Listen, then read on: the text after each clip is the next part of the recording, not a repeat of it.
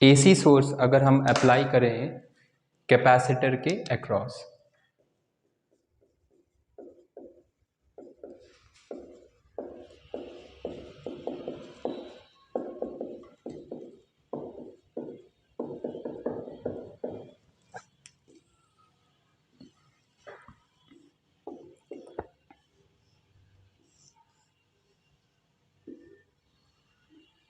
ये हमारा capacitor C, ये हमारा voltage V naught sine omega T.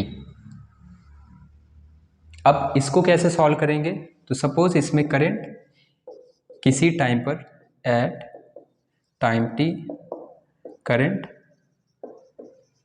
I flows, मान लिया हमने I करंट फ्लो हो रहा है। यहाँ पे हम किरचॉफ्स लॉ अप्लाई कर सकते हैं। तो V माइनस कैपेसिटर के अक्रॉस वोल्टेज कितना होता है, Q इक्वल टू CV होता था हमारा, तो वोल्टेज हो गया Q बाई C। तो कैपेसिटर के अक्रॉस वोल्टेज का ड्रॉप होगा माइनस Q बाई C। तो माना कि T टाइम पर Q चार्ज फ्लो कर रहा है।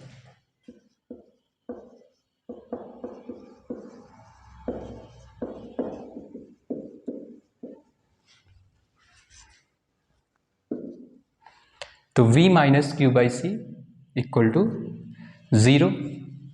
तो V आ गया हमारे पास Q बाई C। V हमें पता है V naught sine omega t equal to Q by C। Q equal to CV naught sine omega T. CV not को क्या लिख सकते हैं? CV नॉट क्या है? V नॉट हमारा मैक्सिमम वोल्टेज है, V नॉट मैक्सिमम वोल्टेज है। तो CV नॉट क्या आ जाएगा? चार्ज हमारा किसके इक्वल होता था? CV। अगर वोल्टेज मैक्सिमम तो चार्ज भी मैक्सिमम। तो Q equal to Q naught sine omega t. ये तो आ गया मैक्सिमम चार्ज। इसको नोट कर सकते हैं पॉज करके। अब देखते हैं कि हमें करंट फाइंड करना है, क्योंकि हम वोल्टेज और करंट का फेजर डायग्राम देख रहे थे। नाउ करंट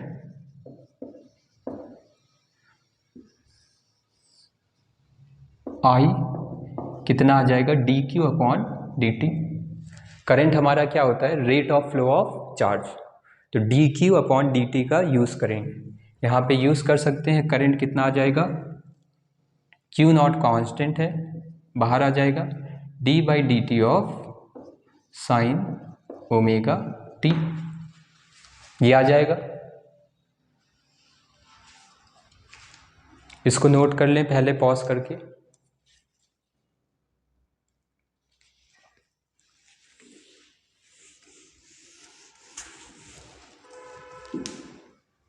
तो current Q naught d by d t of sine omega t कितना होता है? साइन का हो जाएगा कॉस ओमेगा टी इंटू इसका डिफ्रेंशिएशन ओमेगा। तो Q naught omega cos omega t, ये आएगा हमारे पास I equal to Q naught omega cos omega t. इसको और क्या लिख सकते हैं? हमारा था Q नॉट किसके बराबर था? CV नॉट के cos omega T. V not, इस ओमेगा और C को अगर हम नीचे भेज दें तो 1 बाई ओमेगा C लिख सकते हैं। यहाँ से हमें दिख रहा ओमेगा C को ऊपर भेजेंगे तो सेम इक्वेशन आ जाएगी। तो 1 by omega C cos omega t, ये आ गया करंट।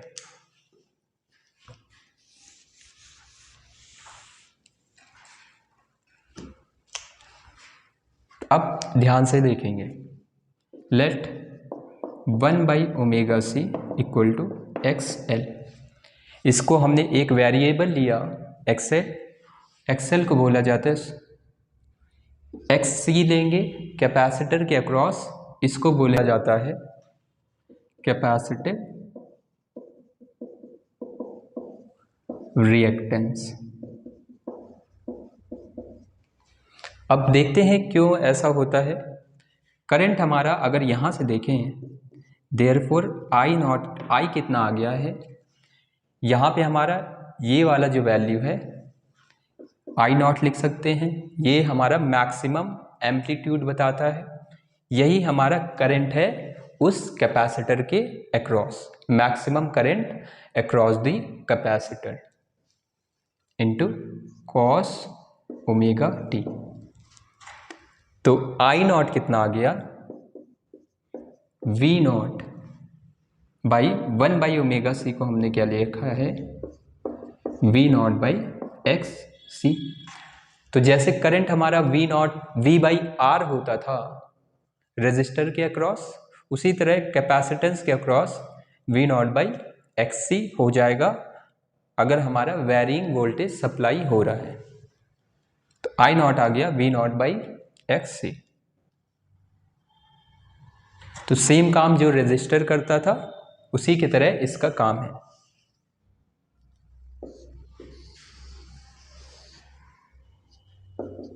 ये हमारा क्या है, मैक्सिमम करंट या फिर एम्पलीट्यूड ऑफ करंट। इस इक्वेशन पे भी बॉक्स बना ले, इसको नोट कर सकते हैं पॉज करके।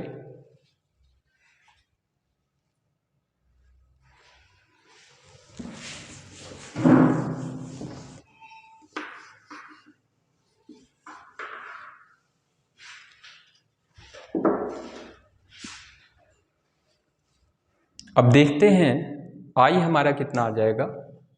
नाउ आई इक्वल टू, यहां पे आ जाएगा आई नॉट कॉस ओमेगा टी। इसको साइन के फॉर्म में क्या लिख सकते हैं, आई नॉट साइन, साइन हमारा π/2 प्लस थीटा कितना होता है, cos omega t, sine π/2 plus omega t, ये लिख सकते हैं। मतलब यहां करंट, यह आ गया हमारा करंट का इक्वेशन, इसको बोल देते हैं,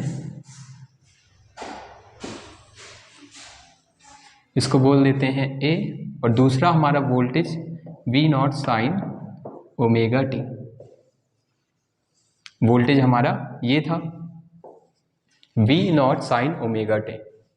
अब यहाँ पे फेज डिफरेंस कितना है, करंट हमारा कितना आगे है, π/2 आगे है ओमेगा टी से। अगर हम इसका फेजर देखेंगे, वेक्टर से देखेंगे, अब हमें साइनसॉइडल ग्राफ बनाने की जरूरत नहीं है, इसीलिए हमने फेजर को पढ़ा है। तो वोल्टेज हमारा, ये हमारा बेस लाइन, ओमेगा टी हमने टिल्ट किया, तो वी नॉट ये हमारा वोल्टेज है, V naught sine omega t. Current कितना है, ओमेगा टी प्लस π/2, तो ओमेगा टी और π/2 हम और आगे गए, ये करंट हमारा, इसका मैग्नीट्यूड कम होगा, इसलिए हमने छोटा वेक्टर बनाया है। ये हमारा क्या है, करंट, ये हमारा कितना एंगल है, π/2।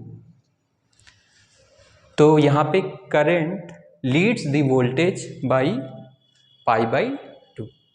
ये आ गया हमारे पास फेजर, इसको नोट कर सकते हैं,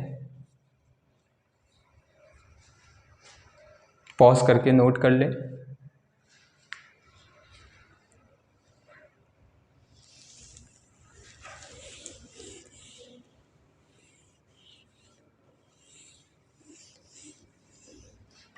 अब हम यहाँ पे एक पॉइंट लिख सकते हैं,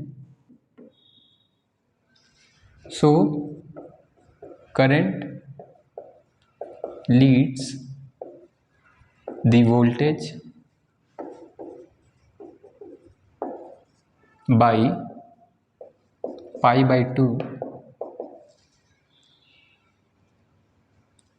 इन कैपेसिटिव सर्किट। कैपेसिटिव सर्किट का मतलब है जब हमारा कैपेसिटर कनेक्टेड है, या फिर इसको ब्रैकेट में लिख लें, व्हेन कैपेसिटर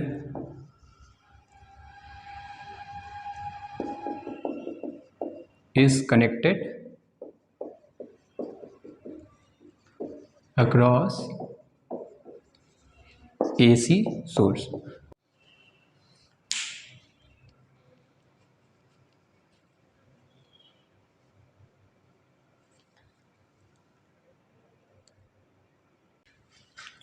तो कैपेसिटिव सर्किट में हमारा करंट लीड कर रहा है वोल्टेज को बाई π/2।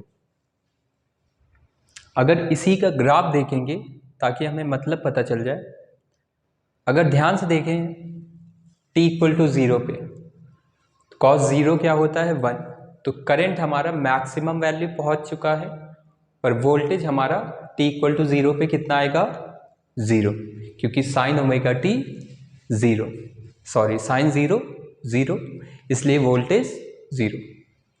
तो 0 पे करंट अपनी मैक्सिमम वैल्यू पे है पर वोल्टेज हमारा 0 है। तो हम ग्राफ प्लॉट करेंगे, ग्राफ हमें कैसा मिलेगा,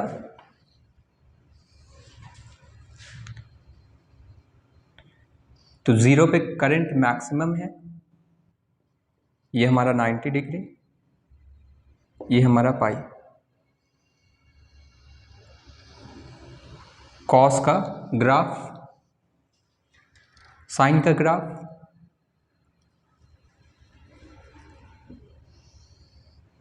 करंट का एम्पलीट्यूड हमारा छोटा रहेगा। यहाँ पे जब वैल्यू एंगल 0 तो साइन 0, तो वोल्टेज 0 और π/2 पे मैक्सिमम, फिर पाई पे 0,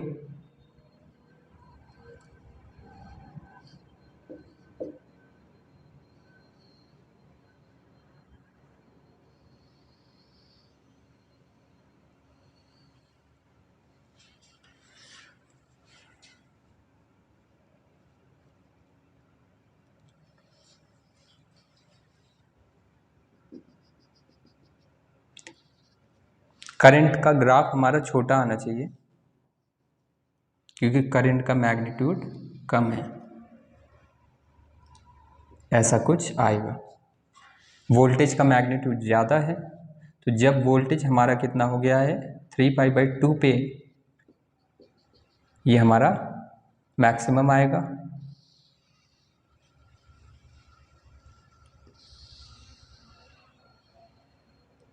फिर नेक्स्ट हमारा क्या आएगा 2π,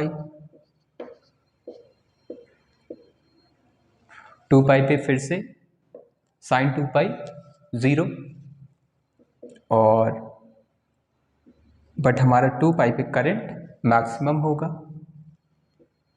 फिर हमारा ग्राफ चेंज होगा, ऐसा कुछ ग्राफ हमें मिलेगा। ये है हमारा कैपेसिटिव सर्किट के लिए ग्राफ।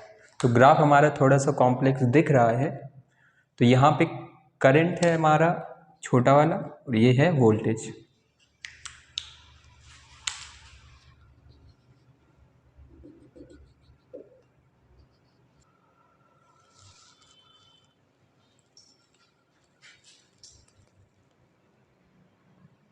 इस सर्किट को हम बोलेंगे प्योरली कैपेसिटिव सर्किट। तो अब हम देखेंगे इससे रिलेटेड कुछ इंपॉर्टेंट पॉइंट्स।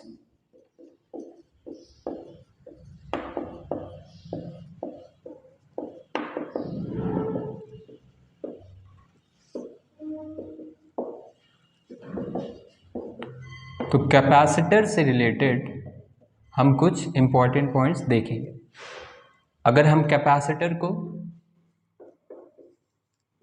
इस डीसी सोर्स से कनेक्ट करेंगे तो क्या होगा, खुद से सोचते हैं। पहला, अगर डीसी सोर्स से कनेक्ट किया,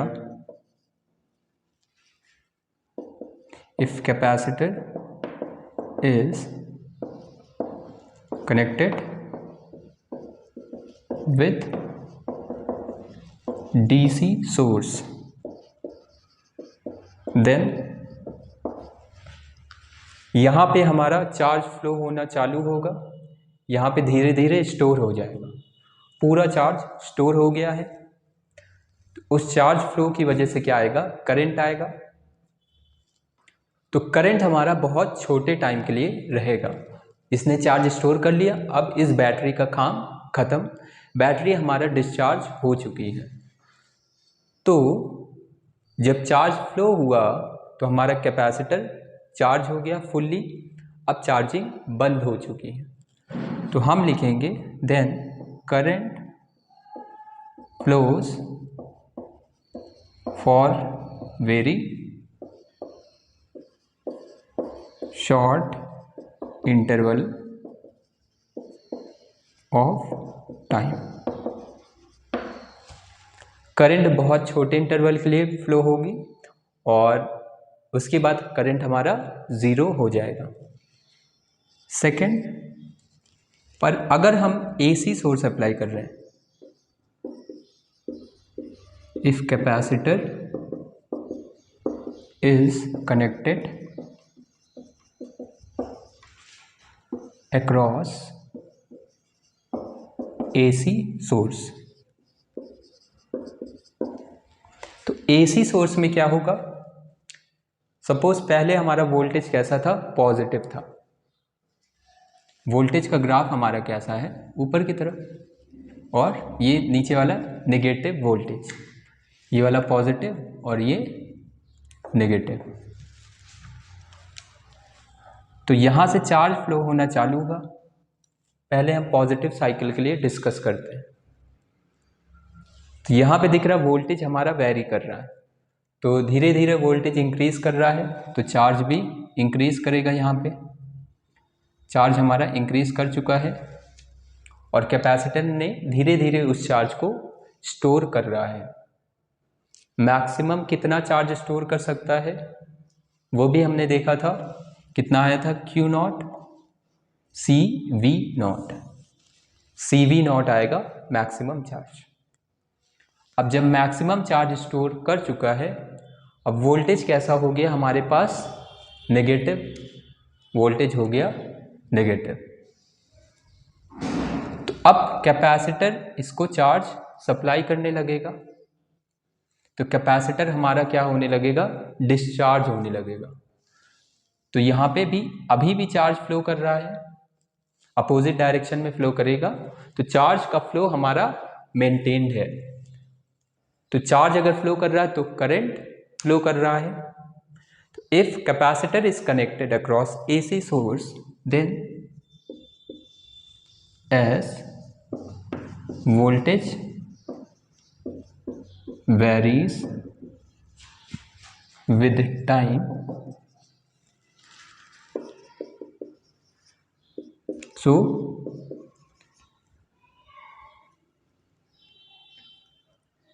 कॉन्टिन्यूअस, यहाँ पे AC में हमारा कॉन्टिन्यूअस करंट फ्लो होता रहेगा, कॉन्टिन्यूअस करंट फ्लोज।